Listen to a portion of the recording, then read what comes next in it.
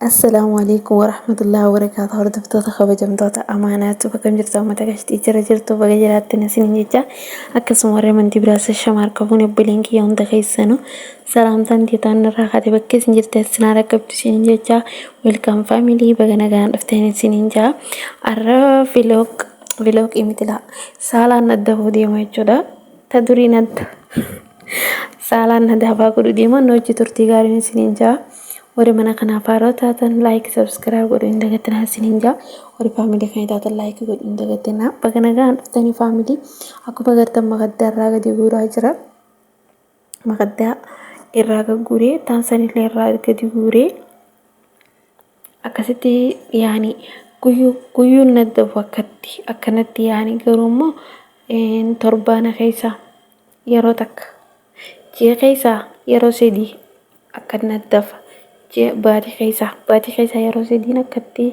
naddafa jechuudha akkanatti qulqulleessa akkasitti wayyaame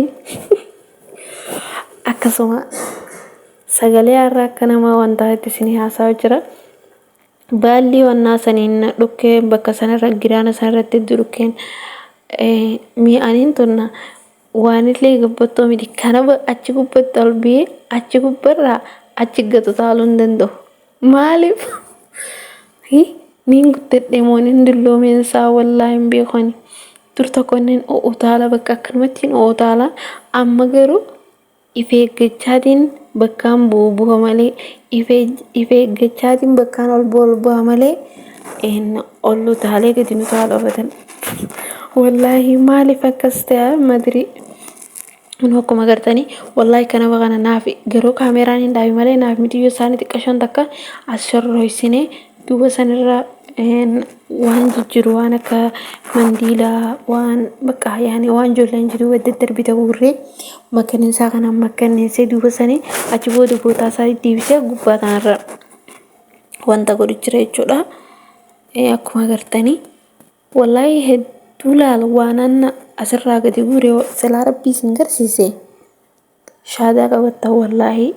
kun akkuma agartan amma kana barra mamasee dhukkeerraa dhadheetiin sanbooda kun laammiin shifaachi gubbaa teessanii agartanii dhukkeerraa dhadhee irraa masee naddafee sanbooda xaawulaa kanallee masee masaan himelaat sirritti masaan hime dhugaa laakkatti laat godhee masee laat sirritti masee jechuudha akkuma agartan kunoo asitti wanni inni deddeebisu jira magaddaa isaa naafimtiyyoo isaanii xiqqashoo takkaa jira xiqqoo isaanii guddoo osoo hin taane dubra lama qaban lameen isaa xiqqashoo takka garuu viidiyoo kan waraabu naa garte viidiyoo soo hojii waraabu malee soo hojii seenu malee naan jettee garuu immoo jarri dhiisan isii mi'aanuu nan dhiisan jechuu sanuu warri kun sheek ammas Allahu akbar na qalaniyoon sinin jaabariyoo midiyyoon isaanii asitti as baate jechuu nan dhiisanii hayyee jechaatumaan kaameraa dhaabaa bakkeessin seentee sarraa mummuraa ammaan tana editingii kiseen godhe irraa muree jechuudha kun akkuma agartan makaddaa isaa itti tiibsaa jira jechuudha akkasii faamilii laayikii godhu hin dagatina wallaahi qalee viidiyoo amiira qorux takka taraa lamaan editing godhe niin aare qalee editing godheetiin gadi dhiisee copyright natti erge achumaan copyrightiin irraa mura jee karaa keessaatiin warra wayin balleessee ammas haareet ta'e ammas haareet irraa editing godhe argise kun alaa waan dillana kana hunda kana basan irraa hin gadi guure jechuu jittumaanu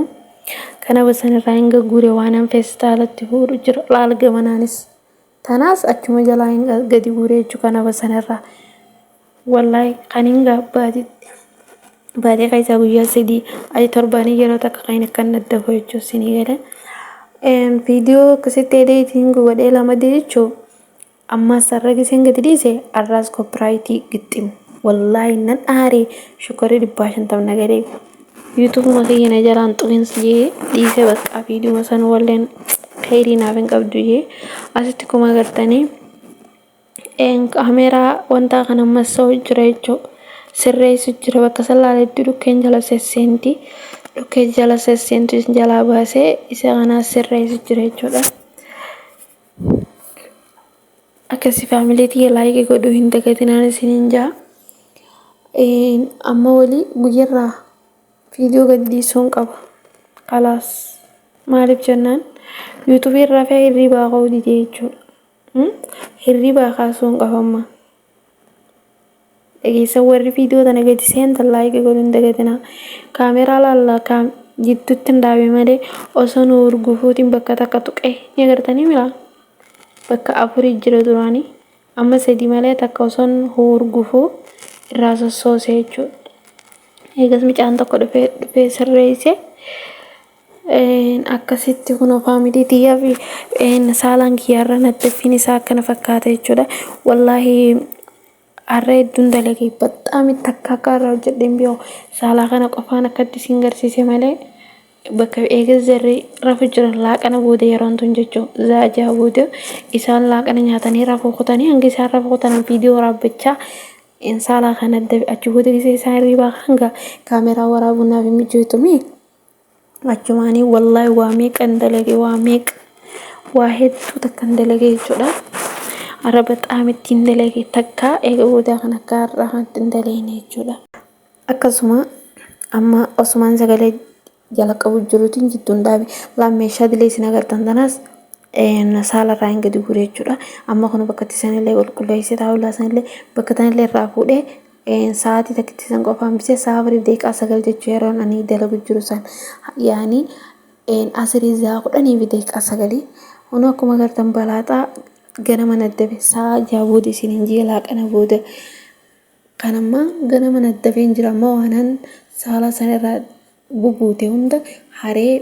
xullu godhe. Mee hangumaanan saalaa san naddabetti matbaqni waan fakkaatu isin garsiisa. Okay? Hunoo amma saalaa qulqulleessee jira jechuudha. Wallaahi hedduu guddaadha saalaan mana kanaa hedduu bakka mooraa nama takkaa ni taate. Hunoo laa manachi san karaa agartan san kaameeraa eegaan dhaabii booda naddabe jechuudha.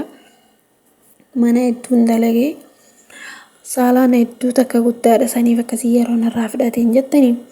akkuma agartan kunoo tana hundumaa se'ee naddafee hangaan kaameeraa dhaabii dalagee irra hedduu dhadhu waan isiniin jaa. Kunoo akkuma agartan matbaqa waan fakkaatu. Innaanilla matbaqni waan fakkaatu ni agartanii amma matbaqa kana laa oseenee jechuudha. Xumurumaan isin garsiisan cinqaminaa ishee.